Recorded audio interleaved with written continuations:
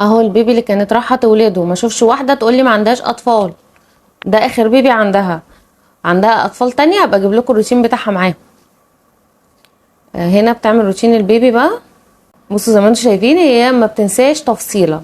كانت نقع الهدوم بتاعت البيبي، بصوا بتغسلها ازاي وتعقمها بقى وتنضفها وكمان تشيلها. بتحببني في كل حاجه بجد والله. بصوا بتبتدي تلم الالعاب بتاعته. طول ما انا زهقانه ومش عايزه انضف بفتح فيديو بس من عندها واقوم بشيل الشقه كلها.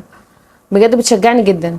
بصوا بقى الحلاوه، بصوا جايبه غساله لغسيل الببرونات بتاعت البيبي. تخيلوا، هي مش غساله الاطباق. ما اشوفش واحده تقول عايزه غساله الاطباق. الجديد بقى غساله الببرونات.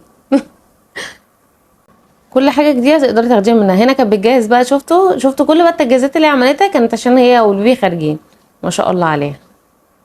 جوزها اهو، انا قلت اجيب لكم بقى جوزها واجيب البيبي اللي لسه والداه ولسه اجيب لكم بقيه العيله، عشان ما اشوفش واحده تخش تقول لي لا متجوزه ولا عندها اولاد ولا شايله مسؤوليه، ومحدش يقول لي ان هي بتخدم في البيت ودي غير اللي بتبقى داخله من الباب. والله العظيم هي بس هي بتبقى معتنيه بنفسها جدا وبتخلص شغل بيتها وبتعمل الروتين بتاعها بقى بتاعها هي.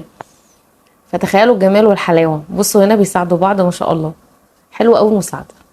بصوا على قد النظافه اللي هي فيها وجوزها كمان بيساعدها ما شاء الله. يعني بيتهيألي البيت هو مش محتاج يتنضف يعمل حاج.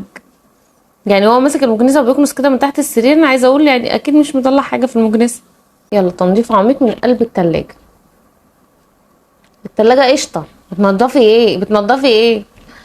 التلاجة زي الفل. بصوا بقى بتنضف الخضار بتاعها وبتعقمه. هي بصوا كل حاجه بقى، كل حاجه ما بتفوتهاش. بصوا المنظمات القمر اللي هي بتستخدمها، معظم المنظمات والحاجات اللي هي بتستخدمها جبت لكم الاماكن اللي بتبيعها. تمام.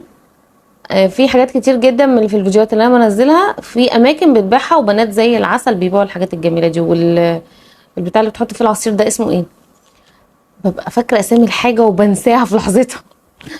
جامد. بس انا ما ينفعنيش، مع انه موجود واقدر اجيبه، بس ما ينفعنيش في تلاجتي لان انا عندي ولادي ربنا يحميهم ممكن يغرقوا التلاجة كلها اصلا. بصوا جمالها فظيع. فيديوهاتها تحفه. ما تنسوش تكتبوا لي بتتابعوني منين يا امارات. انا شيماء غريب. لو انت اول مره بتشوفيني ما تنسيش تحطي الكومنت اللي زي العسل اللي شبهك واللايك عشان بيرفع معانا الفيديو. بحبكم كتير قوي. اشوفكم ان شاء الله فيديوهات حلوه كتير تعجبكم. مع السلامه.